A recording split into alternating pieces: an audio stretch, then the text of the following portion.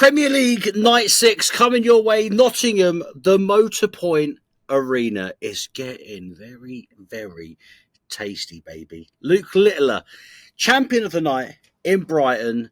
2 wins to his name in the Premier League season so far. Second in the table. His friend, his rival, Luke Humphries, still occupying that top spot. Littler then went on to claim the Belgian Open in the first Euro Tour of the season, retaining the trophy. Oh, is it so nice in beating Mike de Decker and that Belgian crowd getting all so quiet. Joining me to look ahead to all of the action in Nottingham is Darts content creator, Mr. Madhouse himself, Charlie Murphy. Charles, how are we, my friend?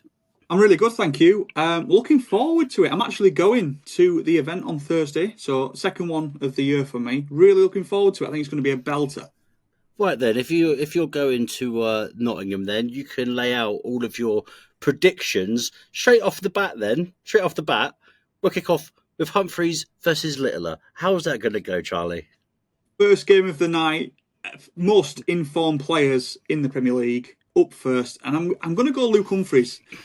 And that's probably going against the grain because Littler's just won he's won 2 Premier Leagues already, and he's won 2 tournaments recently. But I think if it was the final, I would say Littler. But because it's first game on, first round, I'm picking Luke Humphries. I think he knows how important that first game is. Littler's had a few scares in the first games, so I think that's where he's going to be most vulnerable. Cross versus Dobie. Going to go Dobie. Bunting versus Price. Oh, get straight for it. Go on, quick fire, let's do it. Yeah, Bunting. Aspinall versus Michael van Gerwen. MVG, Michael.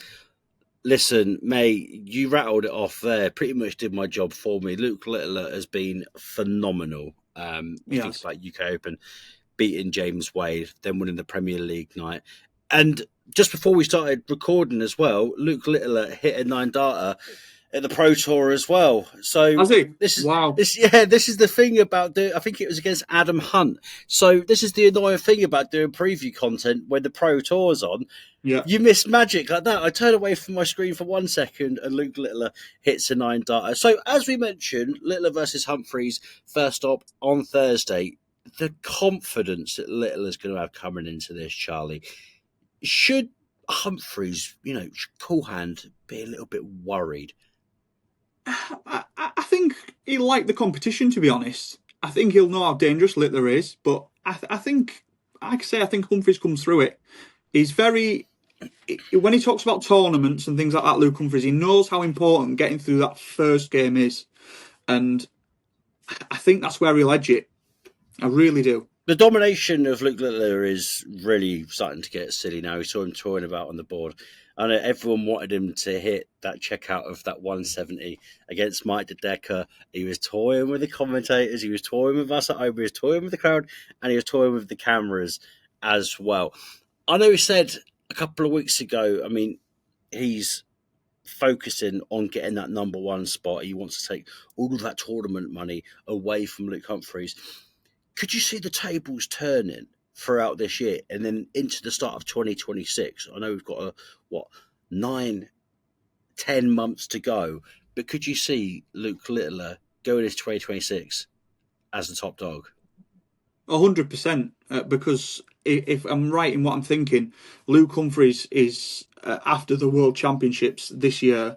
Luke Humphries, let's say if Luke Humphries went out, he'd be losing a big chunk of money off his ranking money, because it's the 2-year cycle. So this World Championships is going to be very big for Luke Humphries in the rankings, because he won quite a lot up towards his winning his Worlds as well. So a lot of his money does rely around there. He'll still be up there. Don't get me wrong, but Luke Littler's coming for him, and he's coming for him fast. Listen, it was the old 9-dart curse for Humphries as well as Rob Cross in Brighton. Yeah. Hit both of them hitting their first televised 9-darters and knocked out was unbelievable. Early exit in Belgium to finalist Mike de Decker, throwing just an average of 92.61, which is an average you don't really I think of Luke hitting, especially this turn of the year as well. But his form, it's a weird one with Humphries at the moment. I'm always going to be the biggest Humphries fanboy. And the listeners and the viewers know, with me being from Newbury and him being from Newbury, I'm always going to have his corner. Still 2 Premier Yeah, League nights to his name, but it's just bits and pieces that aren't clicking with Luke Humphries at the moment. I've discussed this before, and he is world number one, so I don't want to sort of like yeah. rain on his parade too much.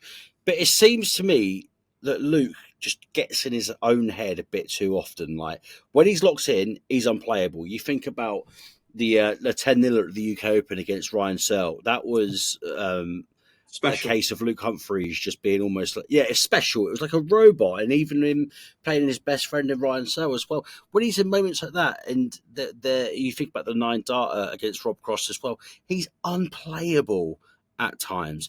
But when he's not, he's not very good at hiding his feelings. What do you think, Charles? I think definitely you can see when he's not too happy with his own game, or if there's a bit of wind or anything like that. You can. He carries it. It's very visible for the viewer. But in the same breath, when he's playing so well, it almost doesn't look like he's playing well, even though he's hitting 100, 110 average, because he's just so motionless there. It's like you say, in the zone, locked in, just going through the motion. Um, I don't know. I think he's probably underappreciated from a lot of people. Like, is the Winmore World Master, the first major of the year. He's won a two. What is it? 2 Premier Leagues so far, or at least won Yeah, 1 or 2 Premier Leagues. Nights, should I say? Not obviously Premier Leagues. So he is doing yeah. well. Yeah, but yeah, I think just because of Luke Littler doing so well, it's maybe overshadowed it a little bit. You said about the respect that Humphries doesn't get and whatnot. See, I've never actually understood it. I don't know if like the sort of older viewers of darts is like the less you got less characters like a Bobby George or like a Bristow and stuff like that. He is, and we've both met him. We've both spent a Yep. considerable amount of time with Luke Humphries. I just don't understand the hate of what a lot of people have for him. Is it just because Yeah. he's too much of a nice guy? You saw the scenes of him and Bo Greaves at the UK Open. It was an absolutely fantastic battle. And, the crowd appreciation where he sort of like brought her out and then lifted her arm up and stuff like that. I just think a lot of people just need to, sort their heads out a little bit and Yeah. realise he's Yeah. an unbelievable player and he's an unbelievable bloke as well.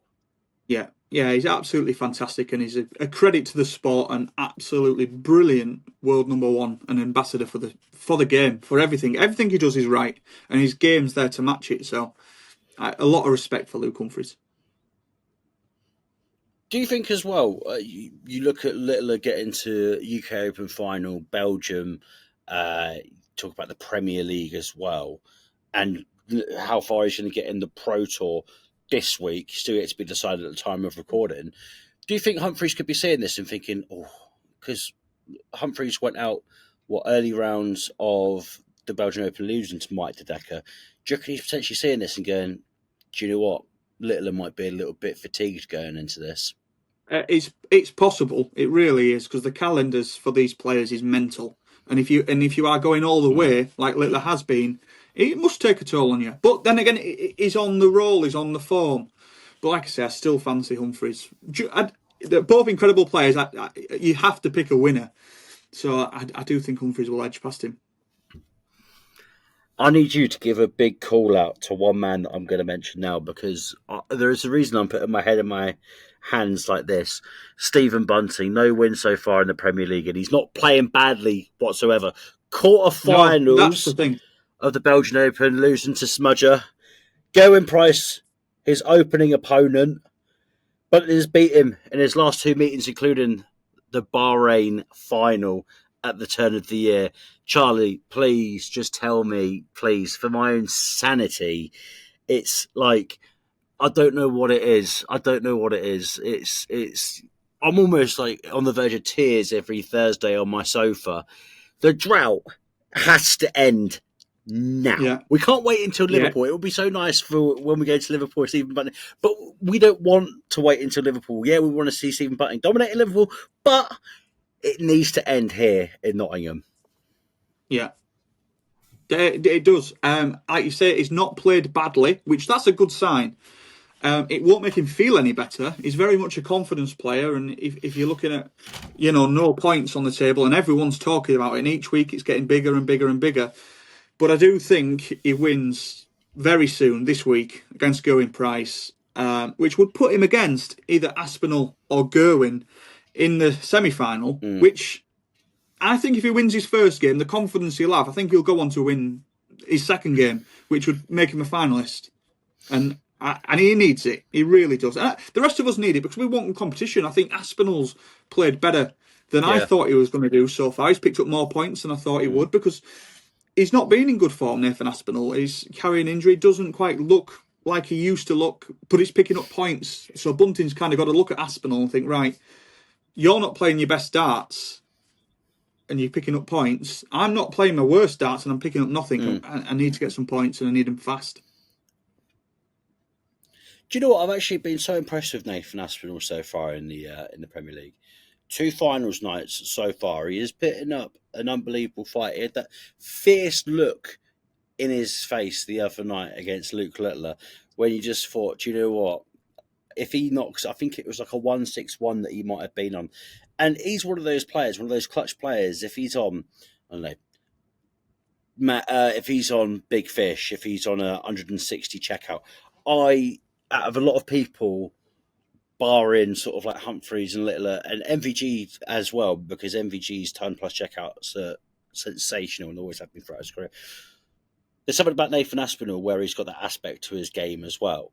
And I think big credit to him, even though he didn't play his best darts and he suffered through injury in 2024. I think he's put 2 fingers up to a lot of the doubters of the people that said he shouldn't have been in there. We know that Chizzy, we know that the Decker were massive critics. They didn't spell out the names that they shouldn't have been in there. We all know it was Gerwen Price and Nathan Aspinall. But the character that he's shown since coming into the Premier League, give or take going out in a few early rounds in the first match as well, where do you stand? Do you feel like he's really sort of just, sent a message to the rest of them being like, I deserve to be here. I am that guy. I would say performances, no. And that sounds like results, yes. But I don't think he's never to me looked that convincing, if that makes sense. He's had some good wins, but he's not. I don't think anyone's kind of matched. Oh, sorry, they did actually. Gerwen Price, for instance, that night that he won, he was the best player on the night by a long way, and he beat a really good Luke Humphries. We've not seen that yet from Aspinall. We've seen him scrape through some matches. To be honest, I have fallen asleep at a couple of them. To be honest, just because it starts a little bit late. Was it him and Rob Cross in Dublin when Crossy was down to I think Crossy was down to a 2-2, and then Nathan Aspinall was still in the 200s and almost took out a 160 because Crossy couldn't finish his dinner. He's done better than I thought he would, Nathan Aspinall, but I think he still needs some bigger performances to answer the critics. And I think that's where Stephen Bunting will be so disappointed that Stephen didn't face any criticism really. People thought he'd earned his way in there, and he's not picked up any points yet. So, it's one of those as well, isn't it? That you can actually do quite well just by winning your first game, week in, week out. So that's what some of these players need to be looking at doing. Nathan Aspinall's opener will be against Michael van Gerwen. Got over the line in Dublin, has the asp, and I was thinking about this earlier. Michael is like a wounded animal at the moment. I mean, was it Pro Tour a couple of weeks back in Belgium? Lost to the Irish fella who's a care worker. And I mean, it doesn't matter what your profession is; you can be quality at darts. But still, at the same time, Michael is still struggling. It's like his body's doing one thing, his brain is doing another. He can't do those solid, simple checkouts sometimes when he's working at the speed that he is. like I said just then, has Nathan almost got to treat Michael? And we don't know what's going to happen at the time of this recording at the Pro Tour. Michael could come out on top. MVG could get a massive confidence boost. But should Nathan treat this as Michael's wounded, I need to go as heavy as I can in that opening night so I make it through to the semi-final. It has to, because with the short format, if you can get a leg or two up straight away, I don't know if Michael's got that power and confidence at the minute to reel off 4 or 5 legs if he was behind from the off.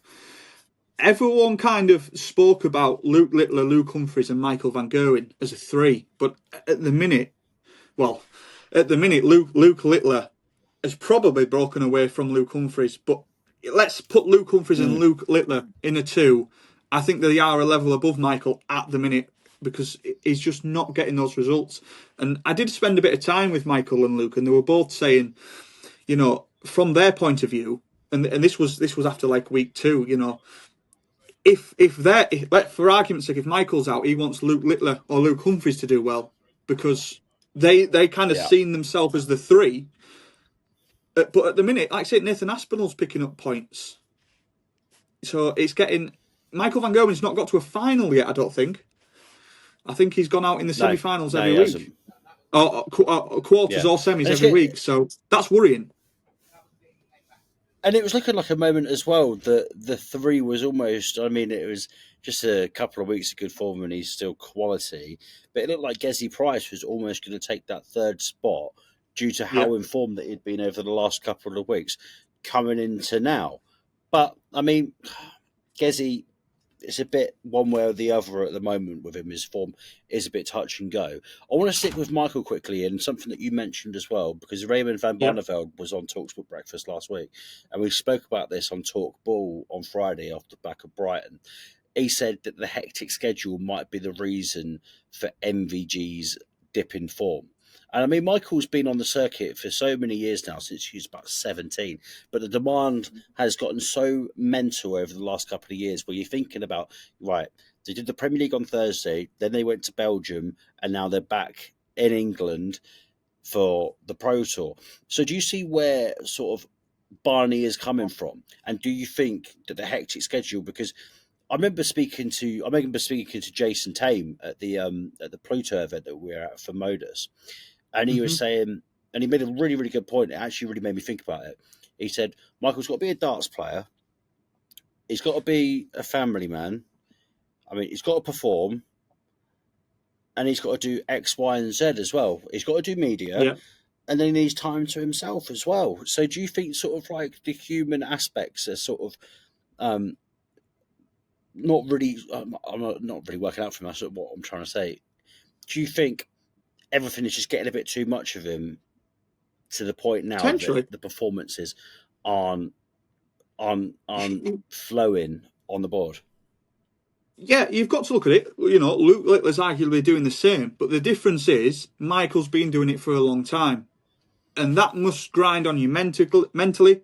You know, more fatigue. You're getting older, so that's maybe why we're seeing some of these younger players that are doing it potentially doing a little bit better. But yeah, it must not be easy, to be honest. It really mustn't, to be doing it, you know, 5, 6, 7 nights a week.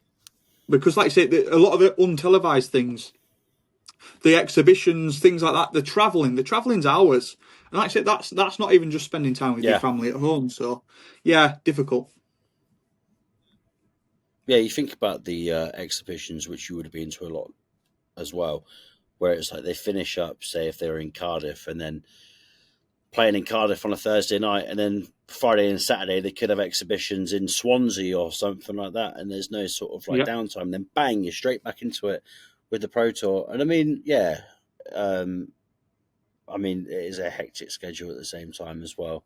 But Colin Lloyd made a good point where it's like, we don't want to be on a building site like I was and still being like world number one. Right, Charles, before I let you go, winner of the night, hit me. I'm going to go Luke Humphries. Luke Humphries. I think if he gets past Luke Littler, that'll put him against either Cross or Dobie, and I think he'll get through them, and I think he'll win the night. Luke Humphries versus Stephen Bunting final. Gone. Yeah, I think that'll be the final. I mean, Humphries v Bunting. the two players that train with one another. How it would be so Yeah. nice to see them two battle it out. But Bunting can't get all the way to a final and not win it, Charlie. Come on, we'd have to let. Go on If the then. darting gods were Yeah. looking down at us and we could let it happen, we have to let Stephen Yeah. Bunting win the whole night. Yeah, that would be a way to answer the critics, wouldn't it?